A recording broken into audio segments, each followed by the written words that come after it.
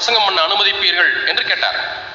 I said I look for 4 or 5 things in his life before I allow him to preach. நான் ஒருவரை பிரசங்கிக்க நான் அனுமதிப்பதற்கு முன்பதாக ஒரு 4-5 காரியங்களை சோதித்து பார்க்க விரும்புகிறேன். Number 1, I would like to see if he is a humble man. முதலாவது ஒரு தாழ்மையுள்ள மனிதரா என்று நான் பார்க்க விரும்புகிறேன். That means you can easily approach him and talk to him. எளிதாக அவரை நெருங்கலாம், அணுகலாம், பேசலாம். That's how Jesus was. அப்படித்தான் இயேசு இருந்தார். Jesus did not have a secretary through whom you could come to him. இயேசுவுக்கு ஒரு காரியதரிசி அல்லது செயலாளர் அவர் மூலமாக தான் இயேசுவை பார்க்க வேண்டும் என்று அப்படி அவர் வாழவில்லை. You could easily approach him and talk to him. எளிதாக அவரை அணுகி பேச முடியும். Many preachers are not like that today. அநேக பிரசங்கர்கள் அப்படி இல்லை. They are so big.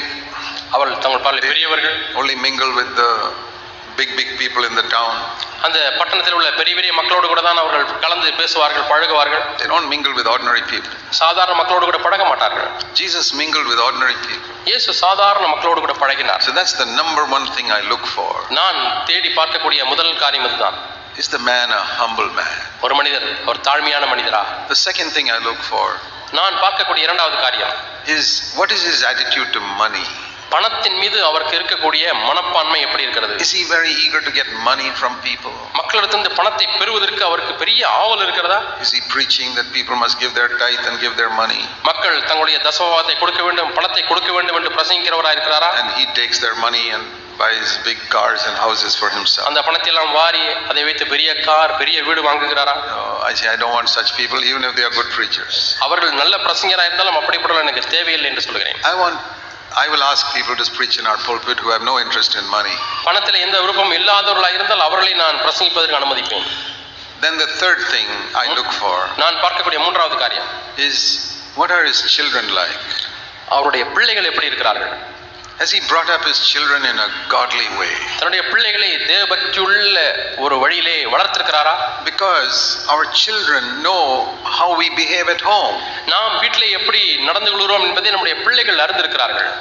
Other people only know how we behave in the meeting. மற்றவர்கள் கூட்டத்திலே நாம் எப்படி நடந்து கொள்கிறோம் என்பதை மட்டுமே அறிந்திருக்கிறார்கள். Meeting is only 5% of our life. நம்முடைய வாழ்க்கையின் 5% மட்டும்தான் கூட்டம். How much do you see each other in a meeting? Few hours, that's all, in a week. ஒரு கூட்டத்திலே எவ்வளவு நேரம் இன்னொருவரை நீங்கள் பார்க்கிறீர்கள்? ஒரு சில மணி நேரங்கள் தான் ஒரு வாரத்திலே. But I'll tell you who knows your life better than all the people in your church. உங்களுடைய சபையில் இருக்கக்கூடிய மற்ற எல்லாரை காட்டிலும் அதிகமாக உங்களுடைய வாழ்க்கையை நன்றாக அறிந்திருக்கிறவர் யார் என்று நான் சொல்லுகிறேன். Your children. உங்களுடைய பிள்ளைகள். They see how you talk to your wife or how you talk to your husband. உங்களுடைய மனைவியிடத்தில் எப்படி பேசுகிறீர்கள், உங்களுடைய கணவனிடத்தில் எப்படி பேசுகிறீர்கள் என்பதை அவர்கள் எப்பொழுதும் பார்த்து கொண்டே இருக்கிறார்கள். Other people in the church only see how nicely you speak in the meeting. மற்றவர்கள் கூட்டத்தில் நீங்கள் எப்படி நன்றாக பேசுகிறீர்கள், நடந்து கொள்கிறீர்கள் என்பதை பார்க்கிறார்கள். But your children discover whether you have control of your tongue in the house. உங்களுடைய வீட்டிலே உங்களுடைய நாவுக்கு கட்டுப்பாடு இருக்கிறதா என்று வீட்டிலே அவர்கள் கண்டுபிடிக்கிறார்கள். Somebody was asking me the other day about speaking in other tongues, unknown tongues. மறு பாஷையிலே அந்நிய பாஷையிலே பேசுகிறதை குறித்து வேறு ஒரு நாளில் என்னை ஒருவர் கேட்டார். I said that is a good gift and I thank God for that gift. அது நல்ல ஒரு வரம் தான், அதற்காக நான் தேவனுக்கு நன்றி செலுத்துகிறேன். More important than that is for the Holy Spirit to control our mother tongue. அதற்காட்டிலும் அதிகமாக பரிசுத்த ஆவியானவர் நம்முடைய தாய் பாஷையை அவர் கட்டுப்படுத்த வேண்டும். If the Holy Spirit cannot control your mother tongue, that you don't know how to speak graciously in Tamil or English, what is you speaking in some other language? தமிழிலோ ஆங்கிலத்திலோ உங்களுடைய தாய்மொழியிலே ஒரு கிருபை நிறைந்த வார்த்தைகளை பேச தெரியவில்லை என்றால் அந்நிய பாஷையிலே பேசி என்ன பிரயோஜனம்? Don't seek for unknown tongues before you have learned to control your mother tongue. உங்களுடைய சொந்த பாஷையிலே ஒரு கட்டுப்பாடை நீங்கள் பெற்றுக்கொள்ளாவிட்டால் அந்நிய பாஷையை தேட வேண்டாம். That is the problem with so many Christians today. இன்றைக்கு அநேக கிறிஸ்தவருடைய பிரச்சனை இதுதான். They haven't learned to control their mother tongue and they are seeking for some unknown tongue. தாய்மொழியிலே பேசுவதிலே அவர்களுக்கு கட்டுப்பாடு இல்லை, ஆனால் வேறு மொழிகளை பேசுவதற்கு அவர்களுக்கு ஆசை. Yeah, seek for the unknown tongue after you ask the Holy Spirit to control your mother tongue. பரிசுத்த ஆவியானவரே என்னுடைய தாய் பாஷையிலே பேசக்கூடிய வார்த்தைகளை கட்டுப்படுத்த எனக்கு கிருபை தாரும் என்று கேட்ட பிறகு அந்நிய பாஷையை கேளுங்க. So our children know us much better. ஆகவே நம்முடைய பிள்ளைகள் தான் நம்மை நன்றாக அறிந்திருக்கிறார்கள். And if you have a servant working in your house, that servant knows you much better than all the people in your church. ஒருவேளை உங்கள் வீட்டிலே ஒரு வேலைக்காரன் அல்லது வேலைக்காரி இருக்கிறாள் என்று சொன்னால் சபையில் உள்ள எல்லாரை காட்டிலும் அந்த வேலைக்காரி உங்களை நன்றாக அறிந்திருக்கிறார். Because they see you all the time. எல்லா நேரங்களிலும் அவர் உங்களை பார்க்கிறார்கள். So that is the third thing I look for. இதைத்தான் நான் மூன்றாவதாக பார்க்கிறேன். Do his children have a respect for him? அவருடைய பிள்ளைகளுக்கு அப்பா மீது ஒரு மதிப்பு இருக்கிறதா? Has he brought them up in a godly way? தெய்வ பயத்திலே அந்த பிள்ளைகளை தேவனுக்கேற்ற விதத்தில் வளர்த்திருக்கிறார்களா? Not whether they are preachers, but they are living godly lives. That is the thing. இந்த பிள்ளைகள் பிரசங்கியாரா இல்லையா என்பது காரியம் அல்ல, தேவபக்தியுள்ள வாழ்க்கை வாழுகிறார்களா என்பதுதான் முக்கியம். That is an indication of whether the man is a godly man. ஒரு மனிதன் தேவ மனிதனா இல்லையா என்பது இதுதான் அடையாளம். Then number 4, நான்காவது அடையாளம், I want to see what are his closest co-workers like.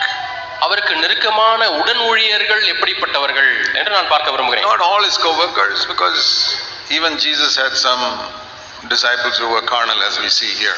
நாம் இங்கே பார்க்கிறது போல இயேசுக்கும் கூட மாம்சீகமான சில சிஷ்யர்கள் இருந்தார்கள். ஆகவே எல்லா ஊழியர்களையும் நான் சொல்லவில்லை. His closest ones, இந்த அந்த பிரசங்கியாருடைய நெருக்கமான ஊழியர்கள் யார் யார்? like Jesus had Peter, James, John, the close ones. இயேசுவுக்கு நெருக்கமாக பேதுரு, யோவான், யாக்கோபு இவர்கள் இருந்தார்கள். The close co-workers of a preacher are a good indication of the type of man he is. ஆகவே ஒரு பிரசங்கியாரின் நெருக்கமான உடன் ஊழியர்கள் யார் என்பதை அறிந்தால் அவர் எப்படிப்பட்டவர் என்பதை நாம் அறிந்து கொள்ளலாம். Because they also know him very closely. என்றால் இந்த உடன் ஊழியர்களும் கூட இவரை நெருக்கமாக அறிந்திருக்கிறார்கள். People have been with him for maybe 15-20 years. 15-20 ஆண்டுகள் அவரோடு கூட இருந்தவர்கள். So I want to see what are his closest co-workers like. ஆகவே இவருடைய நெருங்கிய உடன் ஊழியர்கள் எல்லாம் எப்படி இருக்கிறார்கள் என்று பார்க்க விரும்புகிறேன். Are they godly people? அவர்கள் தேவபக்தி உள்ளவர்களா? Then number 5, ஐந்தாவது அடையாளம், I want to see what type of church has he built. எப்படிப்பட்ட சபையை அவர் கட்டி இருக்கிறார். I want to see not a perfect church. There's no perfect church in the world. பூர்ணமான சபை கட்டி இருக்கிறாரா என்று நான் கேட்க மாட்டேன். என்றால் இந்த உலகத்திலேயே பூர்ணமான சபை இல்லை. But is it a church that pursuing after godliness? தேவ பக்தியை நாடி தேடக்கூடிய ஒரு சபையாக இருக்கிறதா? So I told this person, these are the 5 things I look for before I ask somebody to preach in the pulpit. ஆகவே என்னை ஒரு கேள்வி கேட்டார், எப்படிப்பட்ட பிரசங்கியார் நீங்கள் சபையில பிரசங்க அனுபவிப்பீர்கள் என்று. அவரிடத்தில் இந்த 5 காரியங்களை சொன்னேன். What I don't look for is, I don't bother about whether they can sing well. நான் எதை பார்க்கிறதில்லை என்று சொன்னால் அவர்களால் நன்றாக பாடல் பாட முடிகிறதா என்று பார்க்கிறதில்லை. Or is he a very famous person? அல்லது மிகவும் பிரபலமான பிரசங்கியார் என்று Or பார்ப்பதில்லை. has he got a huge church? அல்லது அவர் பெரிய சபை இருக்கிறதா என்று All பார்க்கவில்லை. those things I'm not bothered by. இவளை குறித்தெல்லாம் நான் அக்கறைப்படுவதில்லை. I'm not even bothered whether he's a great wonderful preacher. அவர் மிகவும் பெரிய நல்ல பிரசங்கியார் என்பதை குறித்தும் கூட நான் அக்கறைப்படுவதில்லை. I want to see if he's a godly man. அவர் ஒரு தேவபக்தியுள்ள மனுஷனா? Because I know a godly man will produce godly disciples. ஒரு தேவபக்தியுள்ள மனிதன் தேவபக்தியுள்ள சிஷ்யர்களை உருவாக்குவார். Those are the people who can lead people along the narrow way that leads to life. இப்படிப்பட்ட மக்கள் தான் ஜீவனுக்கு நேராய் வழிநடத்தக்கூடிய இடுக்கமான வாசலுக்குள்ளாய் நடத்துகிறவர்கள்.